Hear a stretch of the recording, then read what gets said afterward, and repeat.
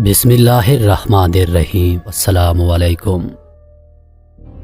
مشہور مورخ ابن جریر کہتے ہیں کہ میں 1 سال حج کے زمانے میں مکہ مکرمہ میں تھا تو میں نے خراسان سے آئے ہوئے ایک شخص کو یہ اعلان کرتے ہوئے سنا۔ وہ کہہ رہا تھا، اے مکہ کے رہنے والو، اے حج کے لیے دور دراز سے آنے والو، میری ایک تھیلی گم ہو گئی ہے جس میں 1000 دینار تھے۔ جو شخص بھی وہ مجھے واپس کر دے تو اللہ تعالیٰ اسے بہترین جزا دے اور جہنم سے آزادی عطا کرے۔ یہ اعلان سنتے ہی مکہ مکرمہ کے ایک بوڑھے صاحب اٹھے اور انہوں نے اس اعلان کرنے والے کو مخاطب کر کے کہا، اے خراسانی بھائی، ہمارے شہر کے حالات آج کل بہت خراب ہیں۔ ہر طرف قحط سالی نے ڈیرے ڈالے ہوئے ہیں، مزدوری کے مواقع بھی نہ ہونے کے برابر ہیں، فقر و غربت کا دور دورہ ہے۔ آپ کے لیے میرا مشورہ یہ ہے کہ آپ اس شخص کے لیے جو آپ کا مال لوٹا دے کچھ انعام کا اعلان کر دو۔ ممکن ہے وہ مال کسی فقیر اور محتاج کے ہاتھ لگا ہو، تو جب وہ انعام کا اعلان سنے گا تو آپ کا مال لا کر واپس کر دے گا تاکہ اسے بھی حلال طریقے سے کچھ دینار مل جائیں۔ خراسانی شخص نے پوچھا، آپ کے خیال میں ایسے شخص کا انعام کتنا ہونا چاہیے؟ مکہ مکرمہ کے رہائشی ان بزرگ نے جواب دیا، 1000 دینار میں سے کم از کم 100 دینار تو ہونے چاہیے۔ لیکن خراسانی شخص اس پر راضی نہ ہوا اور اس نے کہا، میں اپنا معاملہ اللہ تعالیٰ کے حوالے کرتا ہوں۔ آج مجھے مال نہ ملا تو کوئی بات نہیں، روز قیامت تو مل ہی جائے گا۔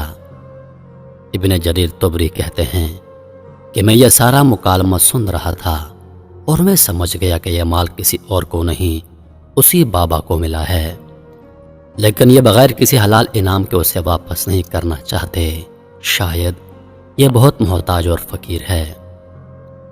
میں نے اپنے شک کو یقین میں بدلنے کے لیے اور اصل صورتحال سمجھنے کے لیے ان کا پیچھا کیا کہ یہ کہاں جاتا ہے۔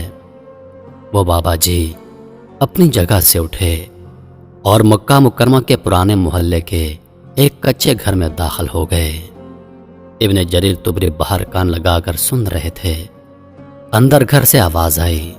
بابا جی اپنی اہلیہ کو کہہ رہے تھے، اہلِ بابا، دیناروں کا مالک مل چکا ہے اور اب ہمیں دینار واپس کرنے پڑیں گے۔ میں نے اسے کچھ انعام دینے کا ہی کہا لیکن وہ اسے انکاری ہے۔ کئی دنوں سے فاقی کی ستائی ہوئی اہلیہ نے جواب دیا، میں 50 سال سے آپ کے ساتھ غربت بھری زندگی بسر کر رہی ہوں لیکن کبھی اپنی زبان پر حرف شکایت نہیں کیا، لیکن اب تو کئی دنوں سے فاقہ ہے، پھر ہم دونوں کی بات نہیں، گھر میں ہماری 4 بیٹیاں، آپ کی 2 بہنیں اور آپ کی والدہ بھی ہیں، انہی کا کچھ خیال کر لو۔ یہ مال جیسا بھی ہے آج اس کو خرچ کر لو، کل کو ممکن ہے کہ اللہ تعالیٰ تمہیں مالدار کر دے تو یہ قرض چکا دینا۔ بابا جی نے اپنی لرزتی ہوئی آواز میں کہا، کیا میں 80 برس کی عمر میں آ کر اب حرام کھانا شروع کر دوں جبکہ میں نے پوری زندگی صبر و شکر میں گزار دی ہے؟ اب تو یوں سمجھو کہ قبر میں میرا پاؤں لٹکائے بیٹھا ہوں، مجھ سے یہ نہیں ہو سکے گا۔ اس پر بیوی بھی خاموش ہو گئی۔ ابن جریر طبری کہتے ہیں، میں یہ سب باتیں سن کر بہت حیران ہوا اور واپس حرم شریف آ گیا۔ اگلے دن کا سورج جب بلند ہوا تو وہی کل والا خراسانی شخص اپنے گمشدہ مال کا اعلان کرنے لگا۔ پھر وہی بابا جی کھڑے ہوئے اور انہوں نے کہا، اے خراسانی بھائی، میں نے کل بھی آپ کو مشورہ دیا تھا، اگر آپ 1000 دینار میں سے 100 دینار نہیں دے سکتے تو 10 دینار ہی دے دو تاکہ اگر کسی غریب فقیر کو آپ کا مال ملا ہے تو اس کا بھی کچھ بھلا ہو جائے۔ ابن جریر طبری کہتے ہیں، اس طرح دوسرا دن بھی بیت گیا اور خراسانی شخص کو اس کا مال نہیں مل سکا۔ جب تیسرے دن کی صبح ہوئی تو پھر وہ آ کر اپنے گمشدہ مال کا اعلان کرنے لگا۔ اب پھر وہی بابا جی کھڑے ہوئے اور انہوں نے کہا، خراسانی بھائی، میں نے پرسوں آپ کو 100 دینار انعام کا اعلان کرنے کا مشورہ دیا لیکن آپ نہیں مانے۔ کل 10 دینار کا مشورہ دیا، اس پر بھی آپ نے انکار کر دیا۔ چلو 1 دینار انعام کا اعلان کر دو۔ ممکن ہے کہ جس غریب کو مال ملا ہے اس کے گھر میں کئی دن سے فاقہ ہو، تو وہ 1 دینار سے اپنے اہل عیال کے لیے کچھ کھانے کا انتظام کر لے گا۔ خراسانی شخص نے بڑی تنگ دلی کا مظاہرہ کرتے ہوئے کہا، میں 1 دینار بھی دینے کے لیے تیار نہیں ہوں، اپنا مال لوں گا تو پورا لوں گا، ورنہ روز قیامت فیصلہ ہوگا۔ جب بابا جی نے یہ سنا تو ان کے صبر کا پیمانہ لبریز ہو گیا اور اس خراسانی شخص کا دامن پکڑ کر اپنی طرف کھینچتے ہوئے کہا، میرے ساتھ آؤ، میں تمہیں تمہارا مال واپس کر دوں۔ اللہ کی قسم، جب سے یہ مال مجھے ملا ہے میں ایک پل بھی سکون کی نیند نہیں سو سکا ہوں۔ ابن جریر طبری کہتے ہیں، میں بھی چپکے سے ان کے پیچھے پیچھے چل دیا۔ بابا جی اپنے گھر میں داخل ہوئے، دینار لیے اور باہر نکل کر وہ سارے دینار اس خراسانی شخص کو دیتے ہوئے کہا، اللہ تعالیٰ مجھے معاف کر دے اور اپنے فضل سے ہمیں رزق عطا فرمائے۔ مجھے ان کے پیچھے گھر سے رونے اور سیسکیوں کی آواز سنائی دے رہی تھی۔ سب کئی دن فاقے سے تھے۔ اس خراسانی شخص نے تسلی سے اپنے دینار گنے اور روانہ ہو گیا۔ ابھی وہ تھوڑا آگے گیا تھا کہ اچانک مڑا اور بابا جی کی کنیت سے انہیں مخاطب کر کے کہنے لگا، اے ابو غیاث، میرے والد کا انتقال ہوا تو انہوں نے اپنی میراث میں 3000 دینار چھوڑے تھے اور وصیت کی تھی کہ شرعی طریقے سے اس کا تیسرا حصہ یعنی 1000 دینار فقیروں اور مساکین پر صدقہ کر دیا جائیں، اور میں مکہ مکرمہ میں یہ مال اسی نسبت سے لایا تھا کہ کسی فقیر اور محتاج کو دے کر اپنے لیے اور اپنے مرحوم والد کے لیے دعا کرواؤں گا۔ مجھے سفر میں آپ سے زیادہ سفید پوش کوئی نظر نہیں آیا، اس لیے یہ مال رکھ لو اور اپنی ضروریات میں خرچ کر دو۔ یہ سن کر ابو غیاث کی آنکھوں سے تشکر بھرے آنسو رواں ہو گئے اور انہوں نے خراسانی شخص اور اس کے والد مرحوم کو خوب دعائیں دیں۔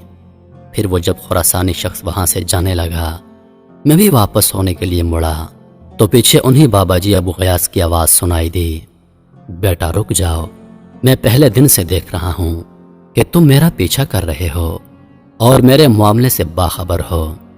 میں نے اپنے شیخ احمد بن یونس یربوئی سے اور انہوں نے امام مالک سے اور امام مالک نے حضرت نافع سے سنا کہ حضرت عبداللہ بن عمر رضی اللہ تعالی عنہ بتاتے تھے کہ جناب نبی کریم صلی اللہ علیہ وآلہ وسلم نے حضرت عمر رضی اللہ تعالی عنہ اور حضرت علی رضی اللہ تعالی عنہ کو فرمایا تھا کہ جب اللہ تعالیٰ تمہیں کوئی ہدیہ تحفہ بغیر مانگے اور بغیر نفس کے انتظار کے دے دے تو اسے قبول کر لینا اور رد مت کرنا۔ پھر انہوں نے گھر کے 9 افراد کے لیے 100 دینار الگ کیے اور 10واں حصہ یعنی 100 دینار مجھے عطا کیے اور مجھے ساتھ یہ کہا کہ یہ حلال کا مال ہے، اس لیے ایسے احتیاط سے خرچ کرنا۔